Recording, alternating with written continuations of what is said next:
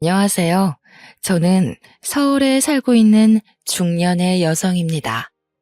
이렇게 글을 쓰게 된 데에는 각자의 이유가 있겠지만 저는 시댁 이야기를 전하고 싶어서 글을 쓰게 되었습니다. 여러분이 지내고 계시는 시월드는 어떠신가요? 제가 겪어온 시월드는 만만치도 않았고 순순치도 않았습니다. 한마디로 유별나고 피곤하고 지치는 시월드였죠. 꽤 괜찮다고 생각했던 남편과 정반대의 시댁 식구들. 저는 이런 상황들을 결혼 도장을 찍고야 알게 되었습니다. 남편은 여우같이 어떤 내색 하나 없이 가족들이 다 평범하고 화목하다는 듯이 이야기를 했었는데 말이죠. 시댁은 왜 이렇게 저희들에게 시련을 안겨주는 걸까요? 곰곰이 생각을 한 지가 벌써 10년이 넘는데도 아직 답을 찾지 못했습니다. 혹시 답을 아시는 분이 계시다면 저에게 꼭 알려주시길 바랍니다. 제가 이런 상황이 펼쳐질지 처음부터 알았더라면 같은 선택을 하며 남편과 결혼을 했을까요? 저는 아닐 것 같습니다. 다른 선택을 했을 것만 같습니다. 그래서 저와 같은 결정을 내리지 말아달라는 부탁과도 같은 오늘의 사연입니다. 모두들 공감해 주시며 즐겁게 들어주시면 감사하겠습니다. 제 남편은 작은 중소기업에서 일을 시작했습니다.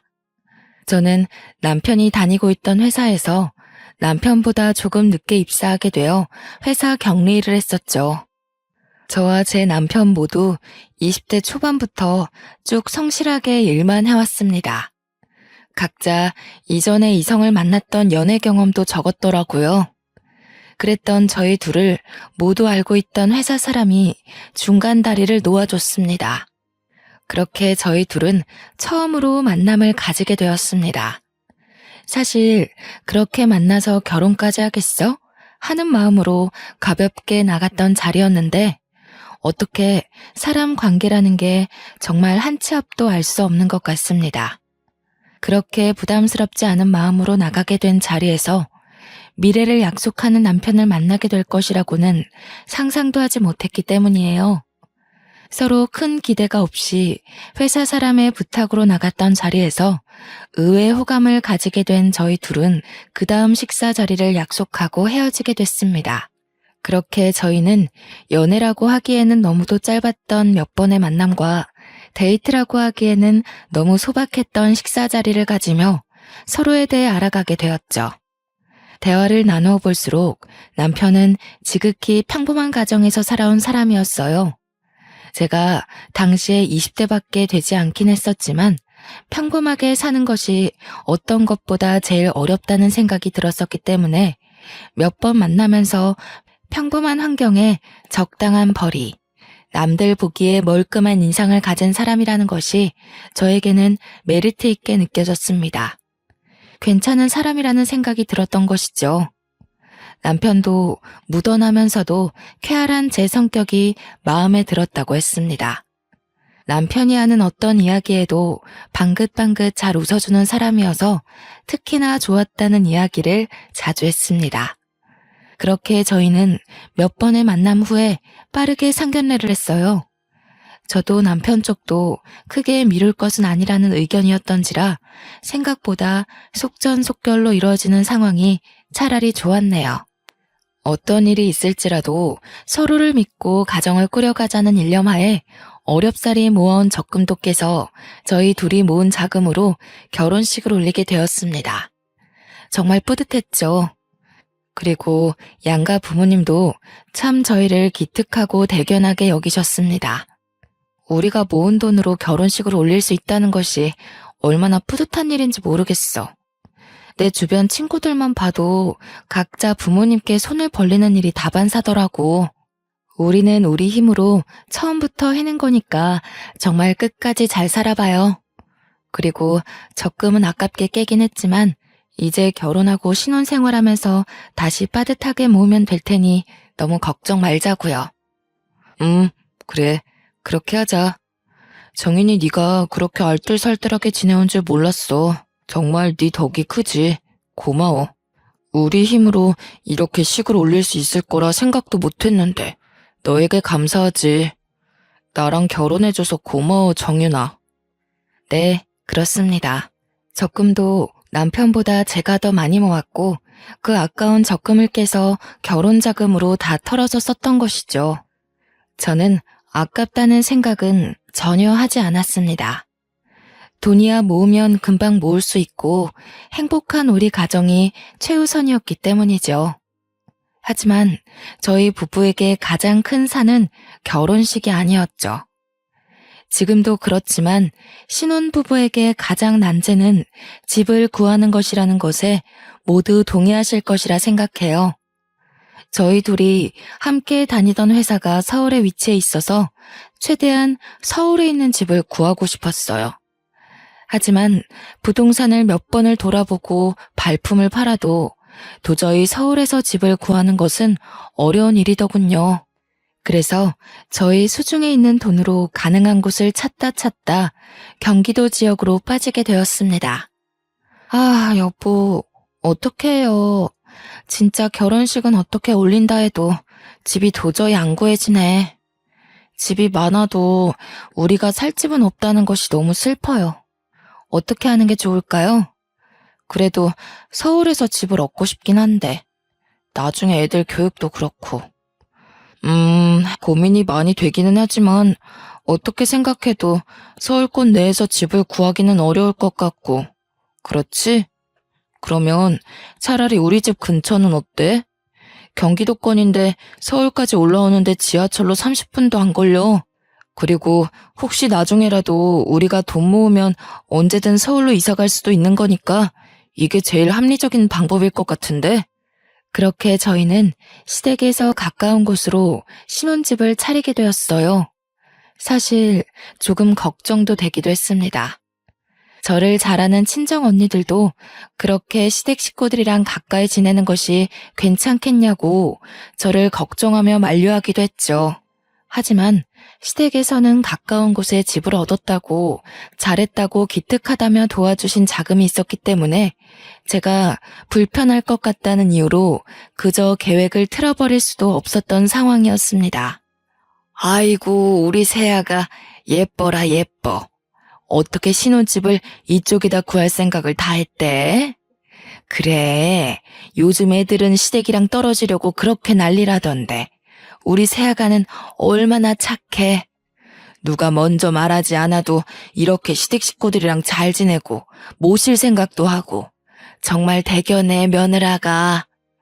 그렇게 저희 부부는 평탄하게 신혼집을 구하고 평범하게 결혼식을 올릴 수 있었어요. 가정을 꾸리면서 행복하게 펼쳐질 우리 가정에 대한 상상을 하며 지냈던 시간이었습니다. 하지만 꿈과 현실은 분명히 달랐습니다. 시댁 어머님이 그렇게 평범하신 분이 아니더라고요. 상견례 자리에서나 결혼식을 준비하며 몇 번 만나 뵈었을 때 어머님의 모습은 진짜 어머님의 본 모습이라고 하기 어려운 가면을 쓴 모습이었어요. 사실 아직까지도 잘 모르겠습니다. 어머님께서 일부러 숨기신 것인지 낯을 가리셨던 것인지 말이에요. 우선 어머님은 말씀이 굉장히 강하신 분이었습니다. 억세고 드센 말씀을 아무렇지 않게 하시곤 했어요. 그리고 저희 부부가 살아가는 모든 과정이 못 믿었게 생각하셨어요. 저희 가정에 참견하시는 정도가 정말 도를 지나치다 못해 선이 없었습니다. 저는 우선 집에서 막내로 살아왔기 때문에 밥을 하거나 반찬을 다양하게 만들어 본 경험이 적었어요.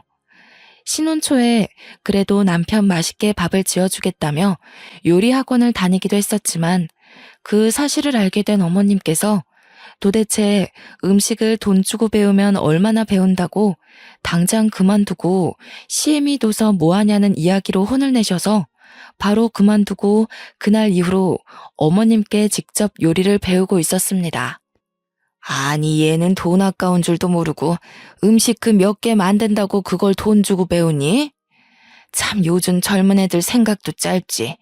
얘, 그 돈 있으면 우리 옷이라도 하나 사다 줘라. 그 요리 학원 그렇게 비싸다던데 며느라가 금전적으로 여유가 좀 있나 보다. 힘든 줄 알았는데 아니었네. 우리 아들만 고생하고 밥 못 먹고 사는 건 아니었나 싶기도 하고. 사실 저도 남편과 함께 출퇴근을 하고 있는데 퇴근 후에 따로 시댁을 찾아가서 어머님께 요리를 배우고 그날 만든 음식을 그대로 싸서 저희 집으로 가져가는 것 정말 쉽지 않았습니다. 게다가 어머님께서는 아들내미 밥 먹이는 거 식지 않게 따뜻하게 먹여야 한다면서 꼭 저를 그렇게 닥달하시고 굼뜨다고 빨리빨리 챙겨서 어서 가라 이야기를 하시곤 했어요. 저도 이 집의 식구가 된 건데 아들만 챙기시는 어머님. 마음이 울적했지만 남편을 생각해 주시는 마음은 한편으로는 감사했고 어머님도 피곤하실 텐데 제가 요리하는 것을 알려주시는 것도 감사한 마음도 있었기 때문에 그냥 그러려니 넘어가려 노력했답니다. 또 한 번은 제가 빨래를 집안에 널어두고 출근을 했었는데 집에 돌아와 보니 널어둔 빨래가 사라졌지 뭐예요. 이게 뭐지? 도둑이 든 건가? 싶은 마음에 너무 놀라서 남편을 붙잡고 큰일 났다, 도둑이 들었나 보다 이야기를 하며 집을 차근차근 봤는데 없어진 것은 오직 빨랫감이었습니다.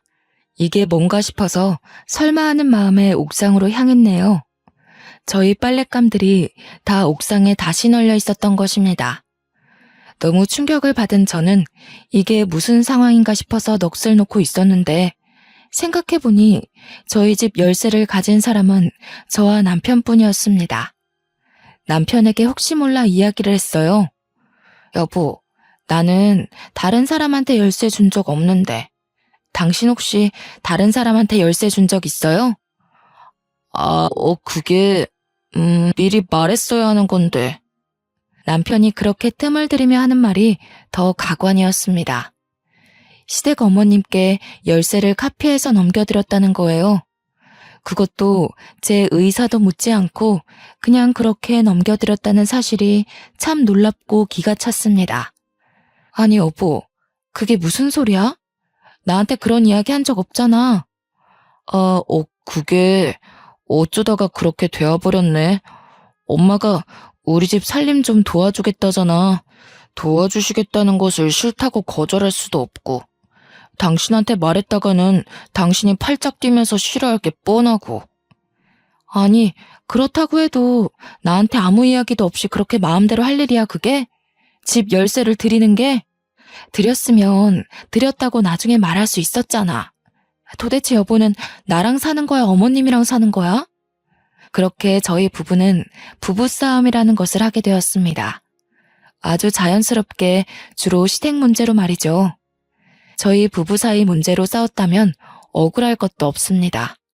서로 고치고 서로 잔소리하며 맞춰나갈 문제이기 때문이에요. 하지만 예상치 못했던 시어머니의 참견은 끝이 없었어요. 가장 이해하기 어려웠던 사건을 소개해드리려 해요. 시댁과 가까운 곳에 신혼집을 차려서 이사를 갔음에도 주택에서 지내시던 시댁 어머님이 방을 내어줄 테니 집으로 들어오라는 말씀을 하셨습니다. 동시가, 며느라가, 어차피 이렇게 가까이 지낼 거 뭐하러 그 집서 고생을 사서 하니?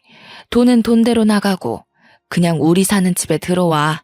방도 동식이 살던 방 하나도 안 치우고 그대로 있어서 며느라가 집만 챙겨서 몸만 들어오면 된단다. 같이 살면 얼마나 좋니? 밥도 오손도손 먹고 이야기도 많이 하고. 너희 직장 다니면서 피곤하지 않니? 애미가 되어서 밥 좀 차려주고 따스한 음식 먹이고 빨래도 하고 챙겨주고 싶어서 그렇지. 너희 고생 덜 시키려고. 어머님께서는 저희를 덜 고생시키고 더 배려해 주시려는 마음이시라고 하더군요. 하지만 저는 도무지 이해가 어려웠습니다. 시댁과 이만큼 가까이 지내게 된 것도 엄청난 고민 끝에 들어오게 된 것이기 때문이죠. 어머님께서는 어디까지 원하시는 것인지 들어와서 사시는 것까지 원하시다니. 달콤할 것만 같았던 신혼생활은 어느새 불편한 현실이 되었고 저희 부부는 끊임없이 삐걱거리며 부부싸움을 했었죠. 여보, 어머니 얘기는 이해가 되긴 하지? 어떻게 생각해? 맨날 부정적으로 생각하지 말고 대화를 해보자, 이성적으로. 아니, 내가 이성적이지 않다는 이야기야? 그리고 대화를 시작하기도 전에 내가 부정적이라는 이야기를 못 박아버리면 내가 무슨 이야기를 어떻게 하라는 거야? 우리 결혼한 지 얼마 됐어? 10년이 된 거야, 20년이 된 거야? 아직 신혼이잖아, 우리. 어머님 댁에 가까이 지내는 것만으로도 충분히 스트레스 받으면서도 감사하게 잘 지내고 있는데 내가 어떻게 더 양보하라는 거야? 그래, 당신 마음이 서운한 거야, 알겠어.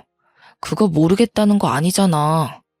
어머니가 왜 들어오라고 하시겠어? 거리도 가깝고 어머니가 왔다 갔다 하시면서 우리 집안 살림 도와주시고 밥 해주시고 그러면서 전셋집 살아갈 바에 그 돈은 빼서 우리 비상금으로 갖고 있고 나중에 더 좋은 집 사면 되잖아. 생활비도 아끼고 엄마 밥 먹고 얼마나 좋아? 퇴근하고 편안하게 쉴 수 있는 거잖아. 우리 지금 퇴근하고 얼마 못 쉬고 집안일 하다가 지쳐서 자잖아. 이게 뭐야? 아니, 그래서 어머님 댁으로 들어가겠다고? 귀엽고 그러시겠다는 거지? 부부싸움을 하는 것도 지치는데 남편은 진짜 남의 편인지 뭔지 자기 엄마 편을 그렇게 들어대는 것이었습니다. 아니, 신혼인데 적어도 이 짧은 시기만이라도 제 편을 들어줘야 하는 게 맞지 않나요? 남편 꼬락서니가 너무 화가 나고 열이 받았어요. 남편은 계속 시댁 어머님께서 당신 생각이 분명히 있어 불렀을 거라며 끝까지 엄마 편을 드는 거예요. 저는 그래 좋다, 네 맘대로 해라 하는 심보로 화가 나서 친정 언니네로 피신을 했어요. 언니, 나 진짜 너무 힘들어. 도대체 시댁이란 게 원래 이런 거야? 이렇게 피 말리는 게 시댁인가? 우리 엄마도 우리 집 열쇠 안 갖고 있는데 왜 시어머니만 우리 집 열쇠를 갖고 있어야 해? 내가 왜 다 참아야 하고 남편 좋으라고 요리학원 다니는 것도 그만두고 시어머니 밑에서 눈치 보며 요리를 배워야 하는 거냐고. 정말 이해할 수 없어 미치겠다니까. 열불이 나서 참지 못하겠다는 얼굴로 계속 볼멘 소리를 퍼부어대는 저의 모습을 보고 무뚝뚝한 친정언니도 어느새 제 편을 들어주며 같이 욕을 해주더라고요. 그게 얼마 만에 시원한 마음이었는지 모르겠더군요. 저희 언니, 제 편 그렇게 쉽게 들어주는 사람이 아니었거든요. 결혼할 당시에도 어떤 살림살이도 보태준 것 없이 혼자 힘으로 해야 끝까지 씩씩하게 잘 사는 것이라며 덕담만 해주었던 언니였기 때문이에요. 그렇게 제 입장을 이해해주는 언니와 살아갈 수만은 없는 입장이었습니다. 회사에 가면 남편을 마주하고 아빠를 찾는 저희 아이는 어떻고요? 그래서 저도 작심하고 어머님과 남편 둘에게 제대로 된 대화를 해야겠다 마음을 먹었습니다. 어머님 생각에는 우리 부부가 둘 다 힘들게 맞벌이를 하고 있는 게 안쓰럽다는 입장이셨어요. 남편과 싸우면서 나누었던 대화, 동일하게 시어머니 입을 통해 듣게 되었습니다. 일 다녀오면 얼마나 지치니? 집안일 하기 힘들고 피곤할 테니 그냥 시댁으로 들어오면 편하게 밥 먹고 잠자고 얼마나 좋니? 그렇게 편하게 지내라는 의미였지 다른 건 아니었단다. 그렇게 분을 낼 일은 아니라는 생각인데 세아가? 남편이랑 너무 그렇게 날 세우며 싸우지 마라. 난 보기 안 좋다. 하지만 제 입장에서는 결혼한 지 얼마 안 되는 신혼에 곧 태어날지 모르는 아이가 생길 수 있는 것이기도 하고 시댁으로 들어가게 되면 어머님, 아버님 눈치를 볼 수밖에 없는 상황이었습니다. 쉬는 게 아닌 것이죠. 예를 들어서 주말에 몸이라도 편안하게 외식을 하러 간다고 해도 시부모님께서는 사치스럽다고 꾸중을 하시더군요. 어머머, 얘들 좀 봐. 집에서 다 해먹을 수 있는 음식들을 못하러 밖에 나가서 비싼 돈 주고 그걸 사먹니 사먹길. 다들 배짱도 어지간히 좋다. 니들 그 돈 다 모아봐라. 티끌 모아 태산이란 말 모르니? 아직 애기도 어린데 어떻게 그렇게 돈을 팍팍 쓰고 사냐 쓰고 살기는. 진짜 어려워봐야 아껴 쓰고 덜 쓰고 저축하지, 그치? 아직 멀었다, 너희 부부. 그런데 저희가 시댁에서 살아가면서 어디 마음 놓고 외식이라도 한 번을 할 수 있을까요? 그리고 어디라도 놀러 가려고 계획을 한다 해도 시댁에서 지내고 있는데 시부모님을 쏙 빼놓고 갈 수 있겠어요? 결국 시댁으로 들어가게 되면 어떤 일에도 시댁 식구 의견에 맞춰서 움직이게 될 수밖에 없다는 것을 저는 알고 있었습니다. 불보듯 뻔한 일이겠죠. 하지만 어머님과 남편은 참 짝짝꿍도 잘 맞죠. 그냥 시댁 집으로 저희가 들어가서 사는 것에 찬성을 했어요. 얼마나 어렵게 힘들게 전셋집을 겨우 구한 것인지 남편은 누구보다 잘할 텐데 이런 결정을 내릴 수 있는 걸까요? 우라통이 터지다 못해 눈물이 찔끔 나는 기분이었어요. 제 의견이라고는 들리지도 않은 듯 모두 묵살이 되어버리는 시댁 식구들이 정말 미웠습니다. 저는 이렇게 물러날 수 없었습니다. 남편이랑 시어머니께서 어떻게 생각한다 해도 안 될 일은 안 된다 싶은 마음이었습니다. 그래서 저는 당장은 절대 안 되고 우선 시간을 두고 지내보며 생각해보자는 의견을 내세웠어요. 저는 도저히 절대 용납이 안 되고 납득도 안 됩니다, 어머님. 저희가 어머님 댁에 찾아뵙지 않는 것도 아니고 살림을 그렇게까지 못나게 하는 것도 아니지 않나요? 밥도 잘해 먹고 빨래도 알아서 잘해요. 저희가 알지 못하는 어머님의 완고한 기준이 있으시다는 거 잘 알겠어요. 그렇지만 저희 부부는 저희 두 명이서 해결해야 하는 문제라고 생각해요. 어머님 댁으로 들어간다고 해서 피곤했던 게 안 피곤해지고 치우던 걸 안 치운다는 것은 말이 안 되는 것 같습니다. 어머님, 안 됩니다. 저는 당장엔 절대 못 들어갑니다. 같이 가야 하는 제가 이렇게 완강하게 반대 입장을 보이니 남편도 시어머니도 주춤하는 모습이 있었습니다. 제가 여태 한 번도 이렇게 강하게 시어머니께 반대 의견을 보였던 적이 없었기 때문이었겠죠. 그렇게 다행히도 제 뜻대로 시댁과 가까운 문제의 신혼집에서 생활을 몇 년간은 이어갈 수 있었어요. 바로 아이가 생겼기 때문입니다.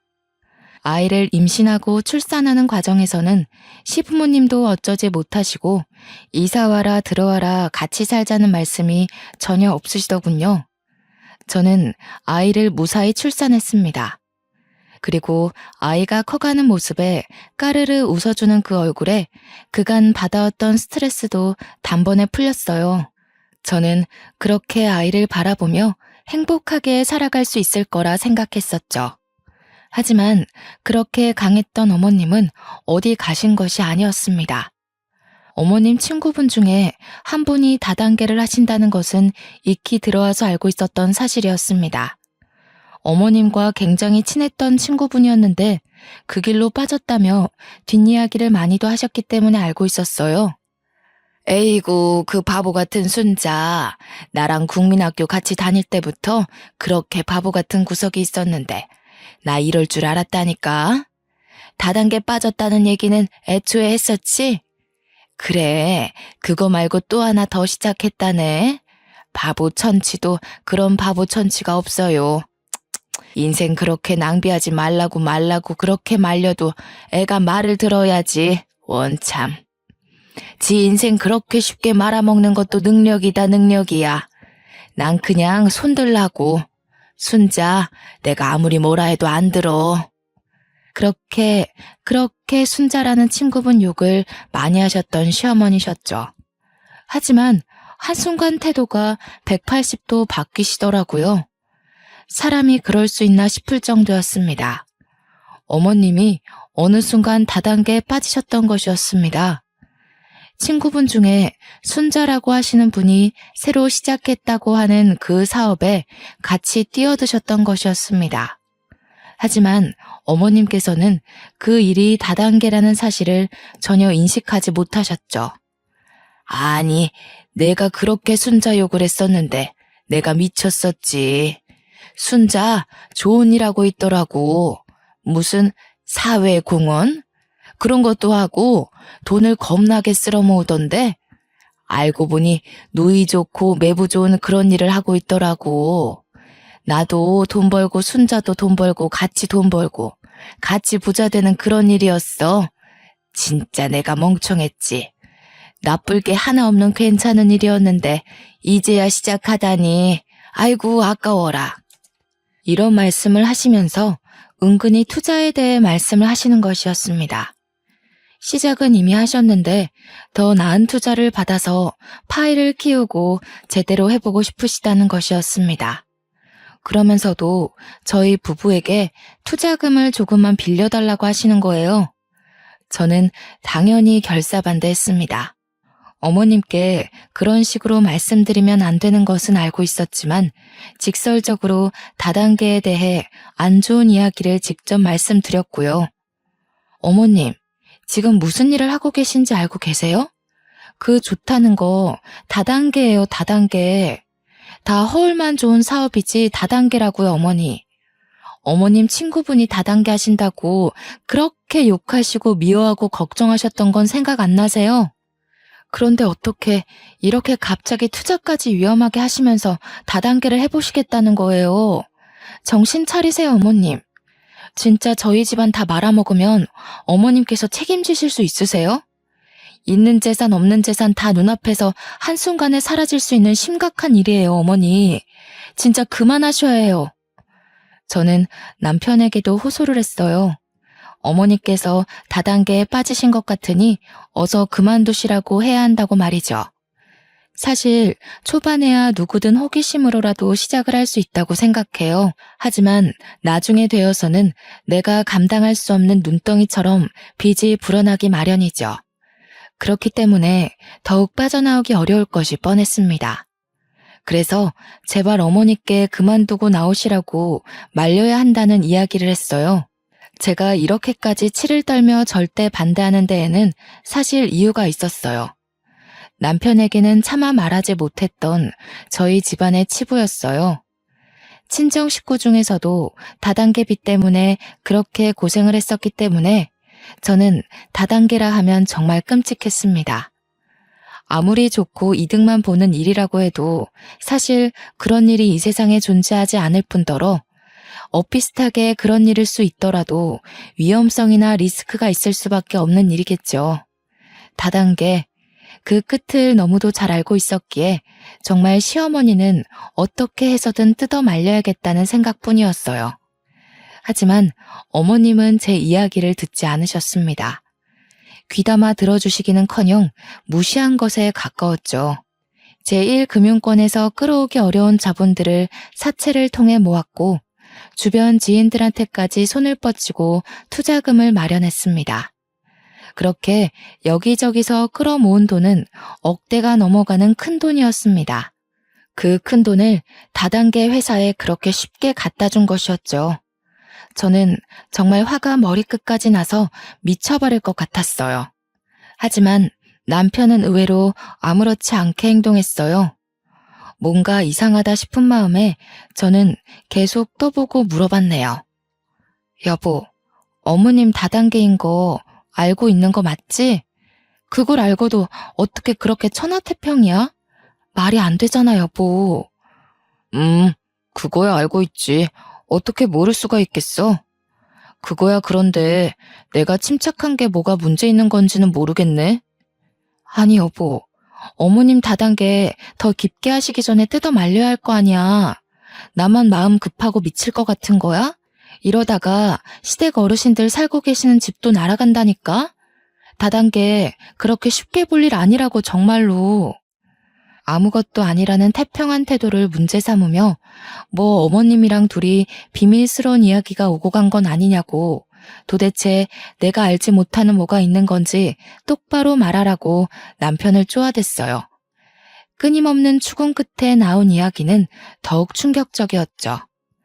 사실 어머니께서 남편에게 조금만 도와달라고 손을 뻗으셨고 남편은 수중에 돈이 없었지만 만들어내서라도 빌려드린 것이었습니다. 그것도 아이들 교육자금으로 우리가 차곡차곡 어렵사리 모아온 적금을 깨서 드린 것이었습니다. 진짜 내 남편이 갈 때까지 갔나 싶더라고요. 마마보이여도 이렇게 사리분별 하나도 제대로 못하는 마마보이가 있다니 뚜껑이 열리는 기분이었습니다. 머리에 스팀이 가라앉지를 않았어요. 저희 부부 둘 다 그렇게 벌이가 넉넉하지도 않고 어렵사리 쪼개고 쪼개서 생활비 덜 쓰고 덜 먹으며 미래를 위해 모아온 돈들인데 어떻게 그렇게 쉽게 어머님께 내어드릴 수 있는 걸까요? 아프시거나 급하게 일이 생기신 것도 아니고 이 돈을 시어머니 다단계 투자금에 드리는 것이 최선이었을까요?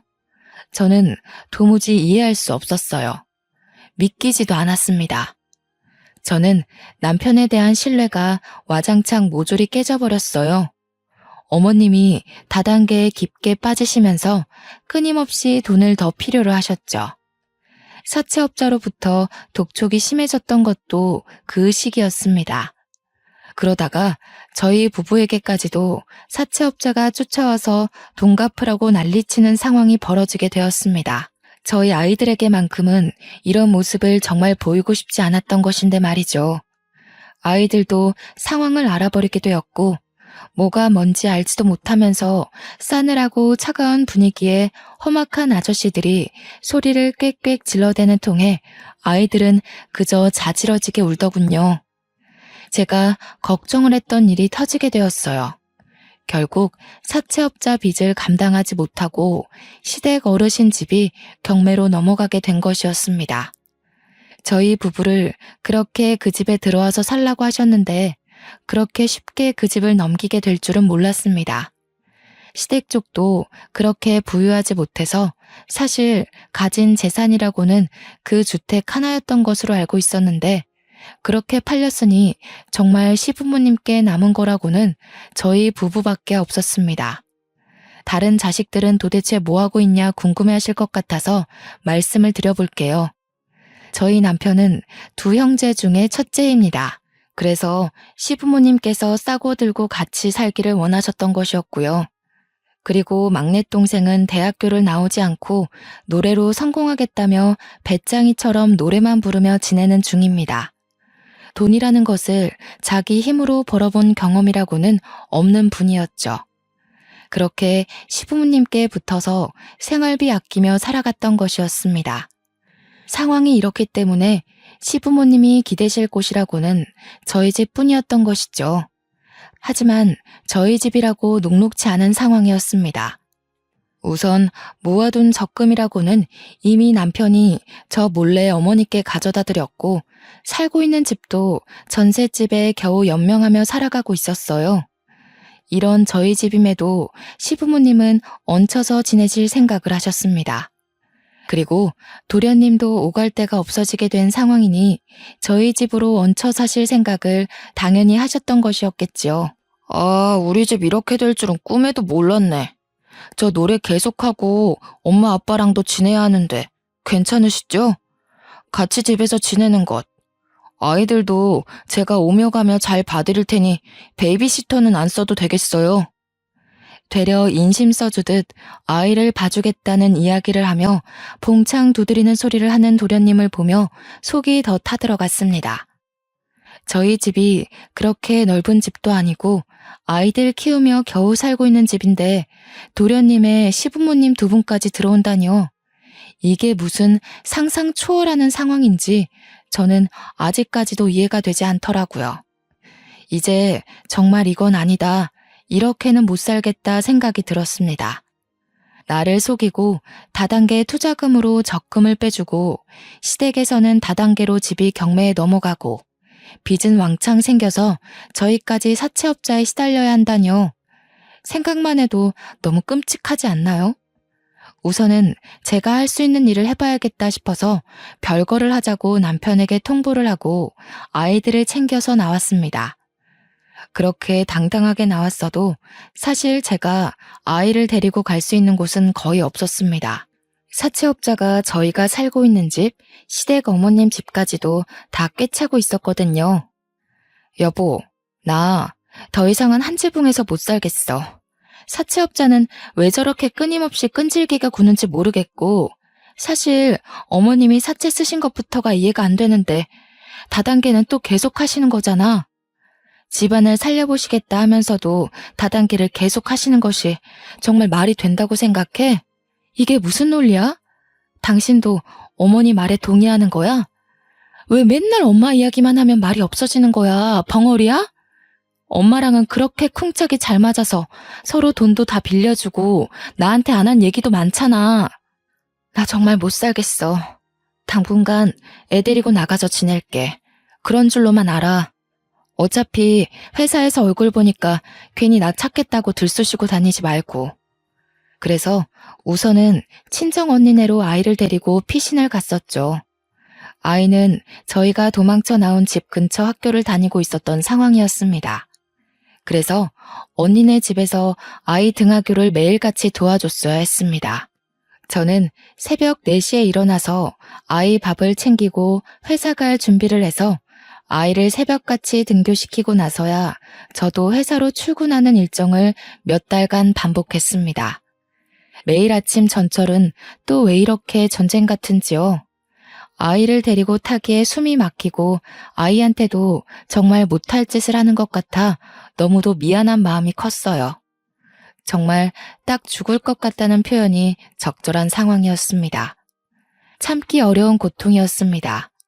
아이를 키우는 것부터 별거하고 있는 상황에서 회사에 출근하면 남편 얼굴을 마주해야 한다는 것이 힘들었습니다. 아이를 낳고 나이도 먹고 이직하기 어려운 상황에 제가 답답하기만 했습니다. 회사 하나 마음대로 못 그만두고 못 옮기고 있는 제 처지가 참 딱하더군요. 차라리 빠르게 이혼 도장 찍고 나라 도움이라도 받으며 사는 것이 나아도 낫겠다는 생각뿐이었어요. 맨날 남편이랑 시댁 식구들 사채업자를 피해 다니는 것이 너무도 끔찍했고 아이에게도 너무 큰 상처라는 생각이 들어서 정말 눈물 나게 미안했습니다. 저는 남편과 진지하게 대화를 했어요. 남편은 자기 엄마를 버리고 남남처럼 살아갈 생각은 정말 추호도 없더군요. 끝까지 엄마가 불쌍하다며 엄마는 혼자라는 둥 말도 안 되는 소리를 하는 것이었습니다. 정말 마마보이는 변하지 않더라고요. 이런 남자가 어떻게 양육권 주장을 할 수나 있겠습니까? 절대 못하겠죠. 내 새끼는 내가 키워야겠다는 것도 결국 합의를 했고 이혼 도장을 찍게 되었습니다. 저는 이혼으로 제 결혼을 끝마치게 될 것이라는 것은 예상하지 못했던 일이었어요. 저에게 이런 일들이 벌어질 것이라는 것도 생각해 본 적도 의심해 본 적도 한 번이 없습니다.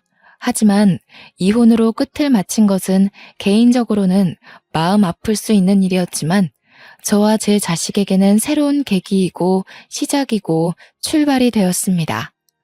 저는 이혼 후 곧장 퇴사를 했습니다. 사실 무서웠습니다. 이 회사만 다닌 지 벌써 10년이 넘어가는데 사회생활은 이 한 회사에서만 해왔는데 일이라고는 격리 업무밖에 알지 못하는데 말이죠. 용기를 냈습니다. 제 새끼를 키워야겠다는 다짐은 어떤 일이라도 할 수 있게 저에게 큰 동기부여가 되었습니다. 더 맛있는 음식을 먹이고 더 좋은 옷을 사입히고 더 좋은 학원을 보내고 교육을 받게 하리라 다짐을 하며 열심히 살았네요. 초반에는 정말 닥치는 대로 일을 했습니다. 남편이 이혼 후에 양육비를 준다고 해도 가진 것도 없는 남편이라 매달 고작 20만 원밖에 받지 못했죠. 그래서 저는 식당에서 서빙하고 요리하는 것부터 연회장에서 하는 아르바이트, 동대문 남대문에서 도매 소매 일을 돕는 일도 해보았어요. 신문 배달, 우유 배달, 걸어서 할 수 있는 배달들도 제가 안 해본 것이 없었을 정도였어요. 하나의 일을 제대로 진득하게 해보고 싶다는 마음은 꾸준히 있었습니다. 하지만 당장의 생활비를 위해서는 닥치는 대로 이 일 저 일 두서없이 2가지 이상씩 할 수밖에 없었습니다. 그렇게 지내기를 반복하다가 저는 저와 딱 맞는 아르바이트를 운 좋게 하게 되었습니다. 꽃가게에서 꽃을 다듬는 일이었습니다. 사람들은 그렇게 힘이 들고 손을 다치고 어렵다고 하는 일이었는데 저는 꽃을 만질 때만큼은 행복하고 생기가 돈 적이 없었을 정도로 꽃이 참 좋았습니다. 제가 이렇게 좋은 마음으로 일을 하고 있는 것을 주인분께서도 알고 계셨던 것 같습니다. 어느 순간 저에게 새벽에 일해도 괜찮냐고 제안을 하시더군요. 정윤 씨, 새벽에 꽃시장 가는데 같이 다녀볼래요? 막 어렵지는 않을 거예요. 차근차근 옆에서 알려줄게요. 저는 이 제안이 너무도 감사했습니다. 아이를 키우면서 더 이상 투잡, 쓰리잡은 어렵겠다 싶었는데 제가 일을 하던 꽃집에서 그것도 제가 가장 원했던 일을 더 배우면서 장사를 할 수 있는 것이 행복했습니다. 그렇게 꽃가게를 운영하는 방법을 하나하나 배우고 제 것으로 만들어 갔습니다. 생각보다 꽃을 다루는 것은 섬세하고 예민한 일이어서 아무나 맡지 않는다고 하는데 저는 꽃을 다루는 일이 섬세하고 예민해서 좋았습니다. 제가 다루는 대로 다루어지고 물을 주면 주는 대로 싱싱해지고 어떻게 잎사귀와 줄기를 자르고 어떤 꽃과 어떤 꽃을 곁에 두는지에 따라 분위기가 달라지는 그 성취가 참 좋았습니다. 하지만 안타까운 일이 생겼어요. 의지했던 사장님께서 몸이 편찮아지신 것이었죠. 그렇지만 위기가 기회로 찾아왔습니다. 그 가게를 저에게 인수해 주시겠다는 것이었죠. 그것도 따로 값을 치르지 않고 말이에요. 제가 지극정성으로 가게를 운영하고 아르바이트라고는 하지만 누구보다 열심을 내는 모습과 새벽에 어떤 일이 있어도 늦지 않고 일을 함께 해준 것이 고맙다며 저에게 가게를 맡기시듯 넘기신 것이었습니다. 저는 너무도 얼떨떨하고 몸이 아프신데 이렇게 넘겨주셔도 괜찮나 사장님이 걱정이 되었어요. 하지만 사장님은 이미 노후 자금도 넉넉히 챙겨두셨고 자식들도 자기 밥벌이하고 보험도 꽤 괜찮게 들어둬서 현재로서는 걱정이 크게 없다고 하시더군요. 아껴가며 운영했던 가게가 사라진다면 그게 더 큰 상실감으로 올 것 같다고 가게를 저에게 맡겨주신다는 이야기를 전하셨어요. 그렇게 저는 밤낮 없이 꽃가게 포장과 배달 일까지 했어요. 동네에서 꽤 입소문난 잘나가는 꽃가게 사장님이 되었죠. 백만장자는 아닐지라도 남편과 살며 눈칫밥 먹고 매일 울며 살았던 때보다 지금이 수천 배, 수억 배 행복하고 마음이 편안합니다. 저에게 결혼은 인생에서 정말 생각지 못했던 드라마 속에서만 보던 일들을 직접 겪을 수 있었던 경험치를 쌓을 수 있었습니다. 누군가에게는 축복과 같고 행복 그 자체일 것이라고 생각해요. 그리고 저는 그들을 보며 솔직하게 부러운 마음을 감추기가 어렵더라고요. 저도 행복하고 건강한 결혼 생활을 꿈꿔왔던 사람 중에 하나이기 때문입니다. 하지만 사람을 만나게 된다면 절대 가볍게 생각하지 마시고 천천히 그 사람의 내면까지 꿰뚫어보는 능력을 키워가야 한다고 생각해요. 사람은 결국 본성이 드러나기 때문이죠. 사실 콩깍지가 크게 씌어 있으면 다른 사람들에게는 보이는 점들이 우리에게는 눈 가려 보지 못하기도 해요. 하지만 저희 각자의 미래를 위해서 그리고 나 자신을 다치지 않게 보호하기 위해서라도 꼭 결혼 상대에 대해서는 신중에 신중을 가하는 것이 최고라는 생각이 듭니다. 그리고 저는 결혼 전에 제대로 해보지 못했지만 시댁 식구들과 합도 중요하니 가족들과의 만남도 가져보는 것도 괜찮은 방법 같네요. 모두들 저 같은 마마보이 절대 만나지 마시고 행복하게 꽃길만 걸으세요. 이야기 들어주셔서 감사합니다. 좋은 하루 되세요.